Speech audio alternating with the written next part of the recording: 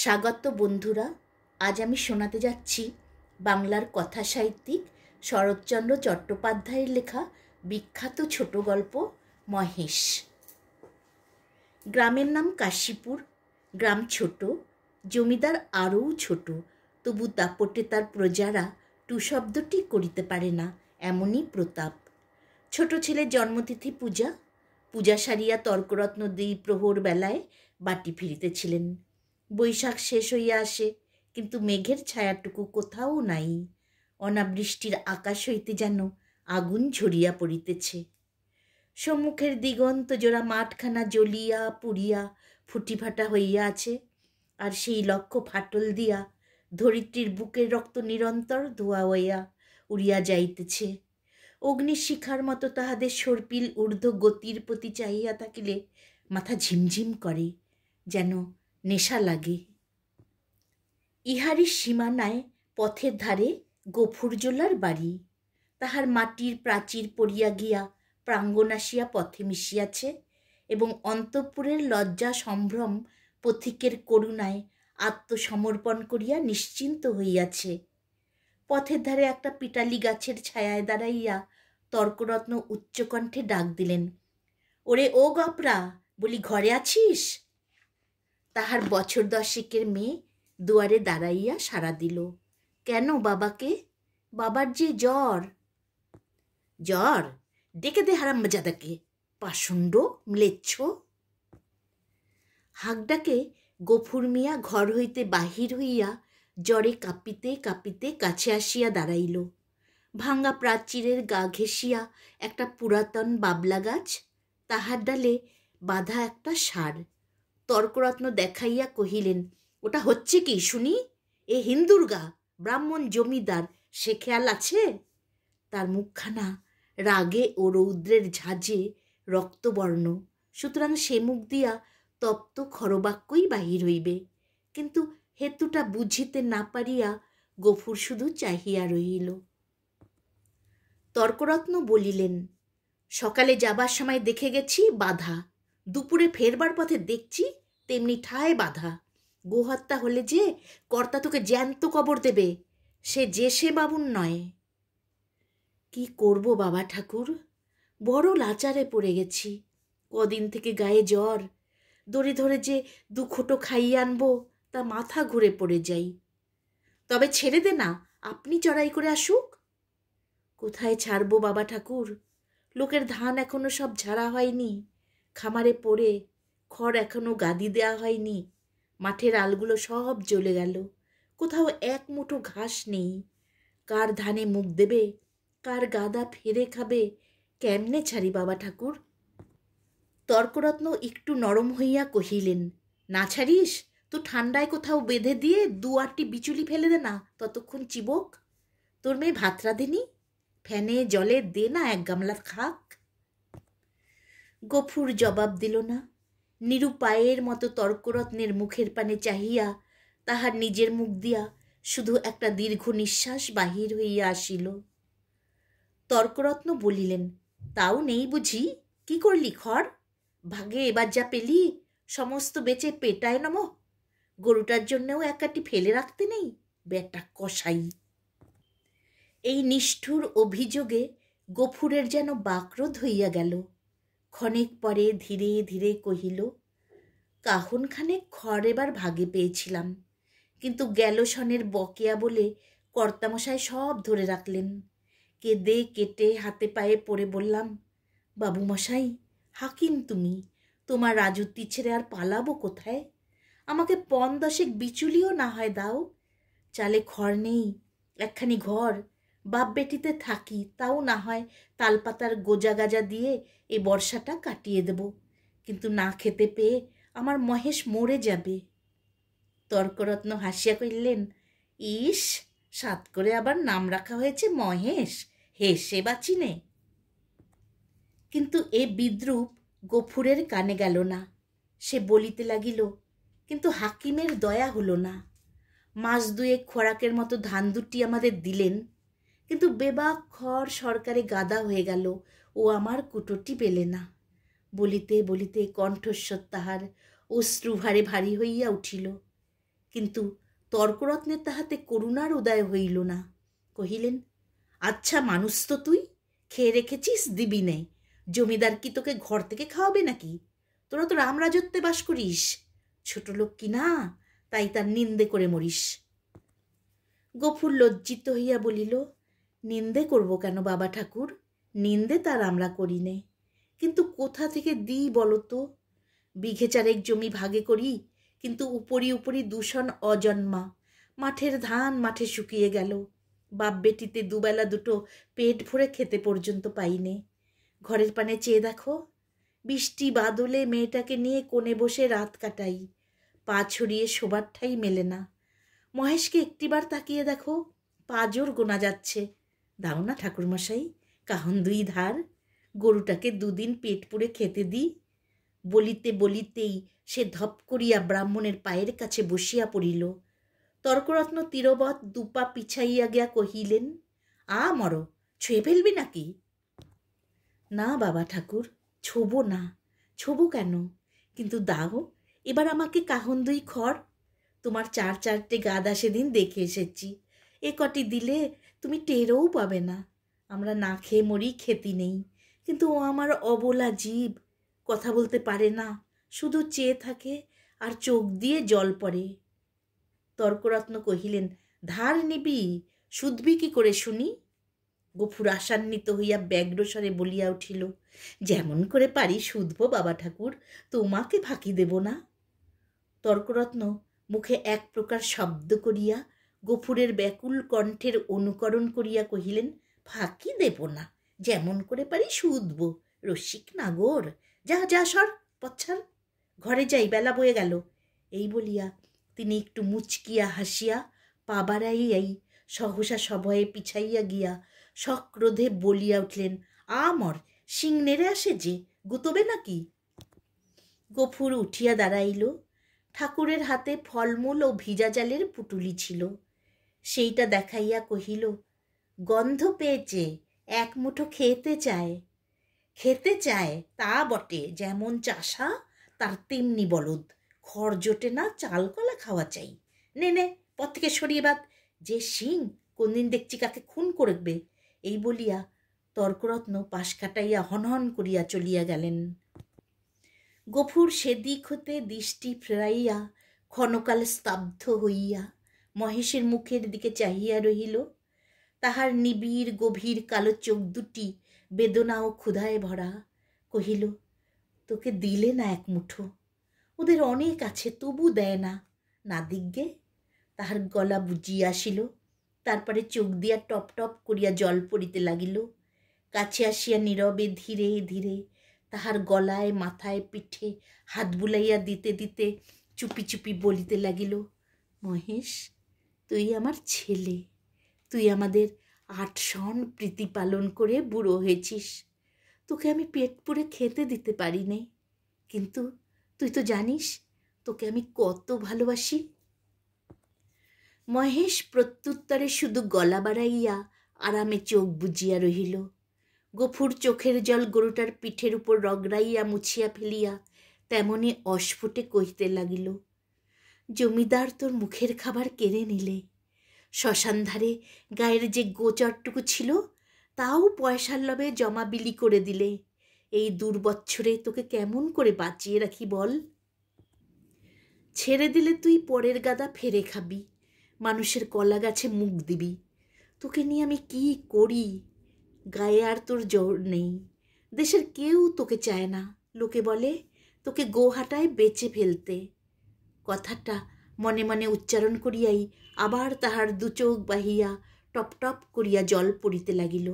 হাত দিয়া মুছিয়া ফেলিয়া গফুর একবার এদিকে ওদিকে চাহিল, তারপরে ভাঙ্গা ঘরের পিছন হইতে কতকটা পুরানো বিবর্ণ খড় আনিয়া মহেশের মুখের কাছে রাখিয়া দিয়া আস্তে আস্তে কহিল, নে শিগগির করে একটু খেয়ে নে বাবা, দেরি হলে আবার। বাবা! কেন মা? ভাত খাবে, এসো। এই বলিয়া আমিনা ঘর হইতে দুয়ারে আসিয়া দাঁড়াইল। এক মুহূর্ত চাহিয়া থাকিয়া কহিল, মহেশকে আবার চাল ফেলে দিয়ে কর দিয়েছ বাবা? ঠিক এই ভয়েই সে করিতেছিল। লজ্জিত হইয়া বলিল, পুরনো পচা খড়মা আপনিই ঝরে যাচ্ছিল। আমি যে ভেতর থেকে শুনতে পেলাম বাবা, তুমি টেনে বার করছো। না মা, ঠিক টেনে নয় বটে, কিন্তু দেয়ালটা যে পড়ে যাবে বাবা। গফুর চুপ করিয়া রহিল। একটিমাত্র ঘর ছাড়া যে আর সবই গেছে, এবং এমন ধারা করিলে আগামী বর্ষায় ইহাও টিকিবে না, এই কথা তাহার নিজের চেয়ে আর কে বেশি জানে। অথচ এই উপায়েই বা কটা দিন চলে। মেয়ে কহিল, হাত ধুয়ে ভাত খাবে, এসো বাবা, আমি বেড়ে দিয়েছি। গফুর কহিল, ফ্যানটুকু দে তো মা, একেবারে খাইয়ে দিয়ে যাই। ফ্যান যে আজ নেই বাবা, হাড়িতেই মরে গেছে। নেই? গফুর নীরব হইয়া রহিল। দুঃখের দিনে এটুকু যে নষ্ট করা যায় না, এই 10 বছরের মেয়েটাও তাহা বুঝিয়াছে। হাত ধুইয়া সে ঘরের মধ্যে গিয়া দাঁড়াইল। একটা পিতলের থালায় পিতার সাকান্ন সাজাইয়া দিয়া কন্যা নিজের জন্য একখানি মাটির সানকিতে ভাত বাড়িয়া লইয়াছে। চাহিয়া চাহিয়া গফুর আস্তে আস্তে কহিল, আমিনা, আমার গায়ে যে আবার শীত করে মা, জ্বর গায়ে খাওয়া কি ভালো? আমিনা উদ্বিগ্ন মুখে কহিল, কিন্তু তখন যে বললে বড় খিদে পেয়েছে। তখন তখন হয়তো জ্বর ছিল না মা। তাহলে তুলে রেখে দিই, সাঁঝের বেলা খেয়েও। গফুর মাথা নাড়িয়া বলিল, কিন্তু ঠান্ডা ভাত খেলে যে অসুখ বাড়বে আমিনা। আমিনা কহিল, তবে? গফুর কত কি যেন চিন্তা করিয়া হঠাৎই এই সমস্যার মীমাংসা করিয়া ফেলিল। কহিল, এক কাজ কর না মা, মহেশকে না হয় ধরে দিয়ায়, তখন রাতের বেলা আমাকে এক মুঠো ফুটিয়ে দিতে পারবি নে আমিনা। প্রত্যুত্তরে আমিনা মুখ তুলিয়া ক্ষণকাল চুপ করিয়া পিতার মুখের প্রতি চাহিয়া রহিল। তারপরে মাথা নিচু করিয়া ধীরে ধীরে ঘাড় নাড়িয়া কহিল, পারবো বাবা। গফুরের মুখ রাঙ্গা হইয়া উঠিল। পিতা ও কন্যার মাঝখানে এই যে একটুখানি ছলনার অভিনয় হইয়া গেল, তাহা এই দুই প্রাণী ছাড়া আরও একজন বোধ করি অন্তরিক্ষে থাকিয়া লক্ষ্য করিলেন। 5-7 দিন পরে একদিন পীড়িত গফুর চিন্তিত মুখে দাওয়ায় বসিয়াছিল। তাহার মহেশ কাল হইতে এখনো পর্যন্ত ঘরে ফিরে নাই। নিজে সে শক্তিহীন, তাই আমিনা সকাল হইতে সর্বত্র খুঁজিয়া বেড়াইতেছে। পরন্ত বেলায় সে ফিরিয়া আসিয়া বলিল, শুনেছ বাবা, মানিক ঘোষেরা মহেশকে আমাদের থানায় দিয়েছে। গফুর কহিল, দূর পাগলি। হ্যাঁ বাবা, সত্যি, তাদের চাকর বললে তোর বাপকে বলগে যা দরিয়াপুরের খোয়ারে খুঁজতে। কি করেছিল সে? তাদের বাগানে ঢুকে গাছপালা নষ্ট করেছে বাবা। গফুর স্তব্ধ হইয়া বসিয়া রহিল। মহেশের সম্বন্ধে সে মনে মনে বহু প্রকার দুর্ঘটনা কল্পনা করিয়াছিল, কিন্তু এ আশঙ্কা ছিল না। সে যেমন নিরীহ তেমনি গরিব, সুতরাং প্রতিবেশী কেহ তাহাকে এত বড় শাস্তি দিতে পারে এই ভয়ে তাহার হয় নাই। বিশেষত মানিক ঘোষ, গো ব্রাহ্মণে ভক্তি তাহার এ অঞ্চলে বিখ্যাত। মেয়ে কহিল, বেলা যে পড়ে এলো বাবা, মহেশকে আনতে যাবে না? গফুর বলিল, না। কিন্তু তারা যে বললে 3 দিন হলেই পুলিশের লোক তাকে গোহাটায় বেচে ফেলবে। গফুর কহিল, ফেলুক গে। গোহাটা বস্তুতা যে ঠিক কি আমিনা তাহা জানিত না, কিন্তু মহেশের সম্পর্কে ইহার উল্লেখ মাত্রেই তাহার পিতা যে কি রূপ বিচলিত হইয়া উঠিত, ইহা সে বহুবার লক্ষ্য করিয়াছে। কিন্তু আজ সে আর কোনো কথা না কহিয়া আস্তে আস্তে চলিয়া গেল। রাত্রের অন্ধকারে লুকাইয়া গফুর বংশীর দোকানে আসিয়া কহিল, খুড়ো, একটা টাকা দিতে হবে। এই বলিয়া সে তাহার পিতলের থালাটি বসিবার মাচার নিচে রাখিয়া দিল। এই বস্তুটির ওজন ইত্যাদি বংশীর সুপরিচিত। বছর 2 মধ্যে সে 5 ইহাকে বন্ধক রাখিয়া একটি করিয়া টাকা দিয়াছে, অতএব আজও আপত্তি করিল না। পরদিন যথাস্থানে আবার মহেশকে দেখা গেল। সেই বাবলাতলা, সেই দড়ি, সেই খুঁটা, সেই তৃণহীন শূন্য আধার, সেই ক্ষুধাতুর কালো চোখের সজল উৎসুক দৃষ্টি। একজন বুড়াগোছের মুসলমান তাহাকে অত্যন্ত তীব্র চক্ষু দিয়া পর্যবেক্ষণ করিতেছিল। অদূরে একধারে 2 হাঁটু জড়ো করিয়া গফুর মিয়া চুপ করিয়া বসিয়াছিল। পরীক্ষা শেষ করিয়া বুড়া চাদরের খুঁট হইতে একখানি 10 টাকার নোট বাহির করিয়া তাহার ভাঁজ খুলিয়া বার বার মসৃণ করিয়া লইয়া তাহার কাছে গিয়া কহিল, আর ভাঙব না, এই পুরোপুরিই দিলাম, নাও। গফুর হাত বাড়াইয়া গ্রহণ করিয়া তেমনই নিঃশব্দেই বসিয়া রহিল। যে 2 জন লোক সঙ্গে আসিয়াছিল তাহারা গরুর দড়ি খুলিবার উদ্যোগ করিতেই কিন্তু সে অকস্মাৎ সোজা উঠিয়া দাঁড়াইয়া উদ্ধত কণ্ঠে বলিয়া উঠিল, দড়িতে হাত দিও না বলছি, খবরদার বলছি, ভালো হবে না। তাহারা চমকিয়া গেল। বুড়া আশ্চর্য হইয়া কহিল, কেন? গফুর তেমনি রাগিয়া জবাব দিল, কেন আবার কি? আমার জিনিস আমি বেচব না, আমার খুশি। এই বলিয়া সে নোটখানা ছুঁড়িয়া ফেলিয়া দিল। তাহারা কহিল, কাল পথে আসতে বায়না নিয়ে এলে যে, এই নাও না তোমাদের বায়না ফিরিয়ে। এই বলিয়া সে ট্যাক হইতে 2 টাকা বাহির করিয়া ঝনাত করিয়া ফেলিয়া দিল।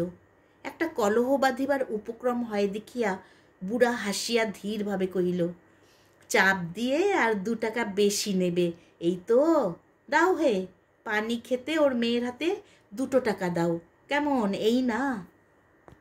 না, কিন্তু এর বেশি কেউ একটা আদলা দেবে না, তা জানো? গফুর সজোরে মাথা নাড়িয়া কহিল, না। বুড়া বিরক্ত হইল, কহিল, না তো কি? চামড়াটাই যে দামে বিকোবে, নইলে মাল আর আছে কি? তোবা তোবা! গফুরের মুখ দিয়া হঠাৎ একটা বিশ্রী কটু কথা বাহির হইয়া গেল এবং পরক্ষণেই সে ছুটিয়া গিয়া নিজের ঘরে ঢুকিয়া চিৎকার করিয়া শাসাইতে লাগিল যে তাহারা যদি অবিলম্বে গ্রাম ছাড়িয়া না যায় তো জমিদারের লোক ডাকিয়া জুতা পেটা করিয়া ছাড়িবে। হাঙ্গামা দেখিয়া লোকগুলা চলিয়া গেল, কিন্তু কিছুক্ষণেই জমিদারের সদর হইতে তাহার ডাক পড়িল। গফুর বুঝিল এ কথা কর্তার কানে গিয়াছে। সদরে ভদ্র অভদ্র অনেকগুলি ব্যক্তি বসিয়াছিল। শিবুবাবু চোখ রাঙ্গা করিয়া কহিলেন, গফরা, তোকে যে আমি কি সাজা দেব ভেবে পাইনে। কোথায় বাস করে আছিস জানিস? গফুর হাত জোর করিয়া কহিল, জানি, আমরা খেতে পাইনে, নইলে আজ আপনি যা জরিমানা করতেন আমি না করতাম না। সকলেই বিস্মিত হইল। এই লোকটাকে জেদি এবং বদমেজাজি বলিয়াই তাহারা জানিত। সে কাঁদো কাঁদো হইয়া কহিল, এমন কাজ আর কখনো করব না কর্তা। এই বলিয়া সে নিজের 2 হাত দিয়া নিজের 2 কান মলিল এবং প্রাঙ্গণের এক দিক হইতে আর এক দিক পর্যন্ত নাক্ষত দিয়া উঠিয়া দাঁড়াইল। শিবুবাবু সদয় কণ্ঠে কহিলেন, আচ্ছা, যা যা হয়েছে, আর কখনো এসব মতিবুদ্ধি করিস নে। বিবরণ শুনিয়া সকলেই কণ্টকিত হইয়া উঠিলেন এবং এ মহাপাতক যে শুধু কর্তার পুণ্য প্রভাবে ও শাসন ভয়েই নিবারিত হইয়াছে সে বিষয়ে কাহারও সংশয়মাত্র রহিল না। তর্করত্ন উপস্থিত ছিলেন। তিনি গো শব্দের শাস্ত্রীয় ব্যাখ্যা করিলেন এবং যে জন্য এই ধর্ম জ্ঞানহীন ম্লেচ্ছ জাতিকে গ্রামের ত্রিসীমানায় বসবাস করিতে দেওয়া নিষিদ্ধ তাহা প্রকাশ করিয়া সকলের জ্ঞাননেত্র বিকশিত করিয়া দিলেন। গফুর একটা কথার জবাব দিল না।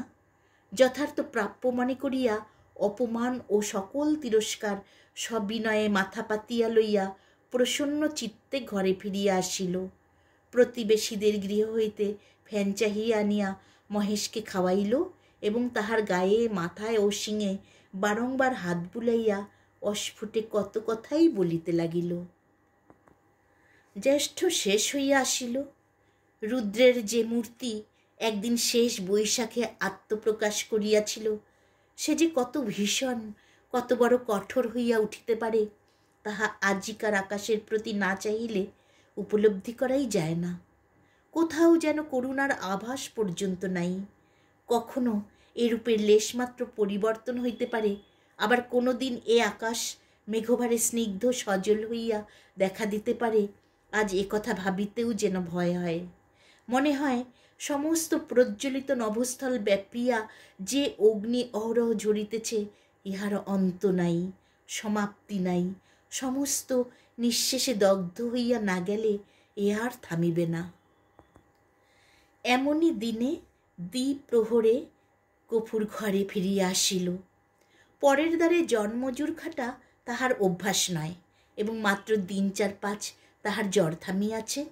কিন্তু দেহ যেমন দুর্বল তেমনি শ্রান্ত। তবু আজ সে কাজের সন্ধানে বাহির হইয়াছিল, কিন্তু এই প্রচণ্ড রৌদ্র কেবল তাহার মাথার উপর দিয়া গিয়াছে, আর কোনো ফল হয় নাই। ক্ষুধায়, পিপাসায় ও ক্লান্তিতে সে প্রায় অন্ধকার দেখতেছিল। প্রাঙ্গণে দাঁড়াইয়া ডাক দিল, আমিনা, ভাত হয়েছে রে। মেয়ে ঘর হইতে আস্তে আস্তে বাহির হইয়া নিরুত্তরে খুঁটি ধরিয়া দাঁড়াইল। জবাব না পাইয়া গফুর চেঁচাইয়া কহিল, হয়েছে ভাত? কি বললি? হয়নি কেন শুনি? চাল নেই বাবা। চাল নেই? সকালে আমাকে বলিসনি কেন? তোমাকে রাত্রিরে যে বলেছিলুম। গফুর মুখ ভেঙ্গাইয়া তাহার কণ্ঠস্বর অনুকরণ করিয়া কহিল, রাত্রিরে যে বলেছিলুম? রাত্রিরে বললে কারু মনে থাকে? নিজের কর্কশ কণ্ঠে ক্রোধ তাহার দ্বিগুণ বাড়িয়া গেল। মুখ অধিকতর বিকৃত করিয়া বলিয়া উঠিল, চাল থাকবে কি করে? রোগা বাপ খাক আর না খাক, বুড়ো মেয়ে 4-5 করে ভাত গিলবি। এবার থেকে চাল আমি কুরুপ বন্ধ করে বাইরে যাব। দে 1 ঘুঁটি জল দে। তেষ্টায় বুক ফেটে গেল। বল, তাও নেই। আমি না তেমনি অধোমুখে দাঁড়াইয়া রহিল। কয়েক মুহূর্ত অপেক্ষা করিয়া গফুর যখন বুঝিল গৃহে তৃষ্ণার জল পর্যন্ত নাই, তখন সে আর আত্মসংবরণ করিতে পারিল না। দ্রুত পদে কাছে গিয়া ঠাস করিয়া সশব্দে তাহার গালে 1 চর কষাইয়া দিয়া কহিল, মুখ পোড়া হারামজাদা মেয়ে, সারাদিন তুই করিস কি? এত লোকে মরে, তুই মরিস নে? মেয়ে কথাটি কহিল না। মাটির শূন্য কলসিটি তুলিয়া লইয়া সেই রৌদ্রের মাঝেই চোখ মুছিতে মুছিতে নিঃশব্দে বাহির হইয়া গেল। সে চোখের আড়াল হইতেই কিন্তু গফুরের বুকে শেল বিঁধিল। মা মরা এই মেয়েটিকে সে যে কি করিয়া মানুষ করিয়াছে সে কেবল সেই জানে। তাহার মনে পড়িল, এই তাহার স্নেহশীলা কর্মপরায়ণা শান্ত মেয়েটির কোনো দোষ নাই। ক্ষেতের সামান্য ধান কয়টি ফুরোনো পর্যন্ত তাহাদের পেট ভরিয়া দুবেলা অন্ন জুটে না। কোনো দিন 1 বেলা, কোনো দিন বা তাহাও নয়। দিনে 5-6 বার ভাত খাওয়া যেমন অসম্ভব তেমনই মিথ্যা, এবং পিপাসার জল না থাকার হেতুও তাহার অবিদিত নয়। গ্রামে যে 2-3টা পুষ্করিণী আছে তাহা একেবারে শুষ্ক। শিবচরণবাবুর খিড়কির পুকুরে যা একটু জল আছে তাহা সাধারণে পায় না। অন্যান্য জলাশয়ের মাঝখানে 2-1টা গর্ত খুঁড়িয়া যাহা কিছু জল সঞ্চিত হয় তাহাতে যেমন কারাকারি তেমনই ভিড়। বিশেষত মুসলমান বলিয়া এই ছোট মেয়েটা তো কাছেই ঘেঁষিতে পারে না। ঘণ্টার পর ঘণ্টা দূরে দাঁড়াইয়া বহু অনুনয় বিনয়ে কেহ দয়া করিয়া যদি তাহার পাত্রে ঢালিয়া দেয় সেইটুকুই সে ঘরে আনে। এ সমস্তই সে জানে। হয়তো আর জল ছিল না, কিংবা তাড়াতাড়ির মাঝখানে কেহ মেয়েকে তাহার কৃপা করিবার অবসর পায় নাই। এমনই কিছু একটা হইয়া থাকিবে নিশ্চয় বুঝিয়া তাহার নিজের চোখেও জল ভরিয়া আসিল। এমনই সময়ে জমিদারের পিয়াদা যমদূতের ন্যায় আসিয়া প্রাঙ্গণে দাঁড়াইল। চিৎকার করিয়া ডাকিল, গপরা, ঘরে আছিস? গফুর তিক্ত কণ্ঠে সাড়া দিয়া কহিল, আছি। কেন? বাবুমশাই ডাকছেন, আয়। গফুর কহিল, আমার খাওয়া দাওয়া হয়নি, পরে যাব। এত বড় স্পর্ধা পিয়াদার সহ্য হইল না। সে কুৎসিত একটা সম্বোধন করিয়া কহিল, বাবুর হুকুম, জুতো মারতে মারতে টেনে নিয়ে যেতে। গফুর দ্বিতীয়বার আত্মবিস্মৃত হইল। সেও একটা দুর্বাক্য উচ্চারণ করিয়া কহিল, মহারানী রাজত্বে কেউ কারো গোলাম নয়, খাজনা দিয়ে বাস করি, আমি যাব না। কিন্তু সংসারে অত ক্ষুদ্রের অত বড় দোহাই দেওয়া শুধু বিফল নয়, বিপদের কারণ। রক্ষাই যে অত ক্ষীণকণ্ঠ অত বড় কানে গিয়া পৌঁছায় না, না হইলে তাহার মুখের অন্ন ও চোখের নিদ্রা 2ই ঘুচিয়া যাইত। তাহার পরে কি ঘটিল বিস্তারিত করিয়া বলার প্রয়োজন নাই। কিন্তু ঘণ্টাখানেক পরে যখন সে জমিদারের সদর হইতে ফিরিয়া ঘরে গিয়া নিঃশব্দে শুইয়া পড়িল, তখন তাহার চোখ মুখ ফুলিয়া উঠিয়াছে। তাহার এত বড় শাস্তির হেতু প্রধানত মহেশ। গফুর বাট্টি হইতে বাহির হইবার পরে সেও দড়ি ছিঁড়িয়া বাহির হইয়া পড়ে এবং জমিদারের প্রাঙ্গণে ঢুকিয়া ফুল গাছ খাইয়াছে, ধান শুকাইতেছিল তাহা ফেলিয়া ছড়াইয়া নষ্ট করিয়াছে, পরিশেষে ধরিবার উপক্রম করায় বাবুর ছোট মেয়েকে ফেলিয়া দিয়া পলায়ন করিয়াছে। এইরূপ ঘটনা এই প্রথম নয়, ইতিপূর্বেও ঘটিয়াছে, শুধু গরিব বলিয়াই তাহাকে মাপ করা হইয়াছিল। পূর্বের মতো এবারও সে আসিয়া হাতে পায়ে পড়িলে হয়তো ক্ষমা করা হইত, কিন্তু সে যে কর দিয়া বাস করে বলিয়া কাহারও গোলাম নয় বলিয়া প্রকাশ করিয়াছে। প্রজার মুখের এত বড় স্পর্ধা জমিদার হইয়া শিবচরণবাবু কোনো মতেই সহ্য করিতে পারেন নাই। সেখানে সে প্রহার ও লাঞ্ছনার প্রতিবাদ মাত্র করে নাই, সমস্ত মুখ বুজিয়া শুইয়াছে। ঘরে আসিয়াও সে তেমনই নিঃশব্দে পড়িয়া রহিল। ক্ষুধা তৃষ্ণার কথা তাহার মনে ছিল না, কিন্তু বুকের ভিতরটা যেন বাহিরের মধ্যাহ্ন আকাশের মতোই জ্বলিতে লাগিল। এমন কতক্ষণ কাটিল তাহার হুঁশ ছিল না, কিন্তু প্রাঙ্গণ হইতে সহসা তাহার মেয়ের আর্ত কণ্ঠ কানে যাইতেই সে সবেগে উঠিয়া দাঁড়াইল এবং ছুটিয়া বাহিরে আসিতে দেখিল আমিনা মাটিতে পড়িয়া এবং বিক্ষিপ্ত ভাঙ্গা ঘট হইতে জল ঝরিয়া পড়িতেছে, আর মহেশ মাটিতে মুখ দিয়া সেই জল মরুভূমির মতো যেন শুষিয়া খাইতেছে। চোখের পলক পড়িল না। গফুর দিক বিদিক জ্ঞান শূন্য হইয়া গেল। মেরামত করিবার জন্য কাল সে তাহার লাঙ্গলের মাথাটা খুলিয়া রাখিয়াছিল, তাহাই দুই হাতে গ্রহণ করিয়া সে মহেশের অবনত মাথার উপরে সজোরে আঘাত করিল। একটি বার মাত্র মহেশ মুখ তুলিবার চেষ্টা করিল, তাহার পরেই তাহার অনাহার ক্লিষ্ট শীর্ণ দেহ ভূমিতলে লুটাইয়া পড়িল। চোখের কোণ বাহিয়া কয়েক বিন্দু অশ্রু ও কান বাহিয়া ফোঁটা কয়েক রক্ত গড়াইয়া পড়িল। বার দুই সমস্ত শরীরটা তাহার থরথর করিয়া কাঁপিয়া উঠিল। তারপরে সম্মুখ ও পশ্চাতের পা দুটা তাহার যত দূর যায় প্রসারিত করিয়া দিয়া মহেশ শেষ নিঃশ্বাস ত্যাগ করিল। আমিনা কাঁদিয়া উঠিয়া বলিল, কি করলে বাবা, আমাদের মহেশ যে মরে গেল। গফুর নড়িল না, জবাব দিল না, শুধু নির্নিমেষ চক্ষে আর একজোড়া নিমেষহীন গভীর কালো চক্ষের পানে চাহিয়া পাথরের মতো নিশ্চল হইয়া রহিল। ঘণ্টা দুয়ের মধ্যে সংবাদ পাইয়া গ্রামান্তের মুচির দল আসিয়া জুটিল।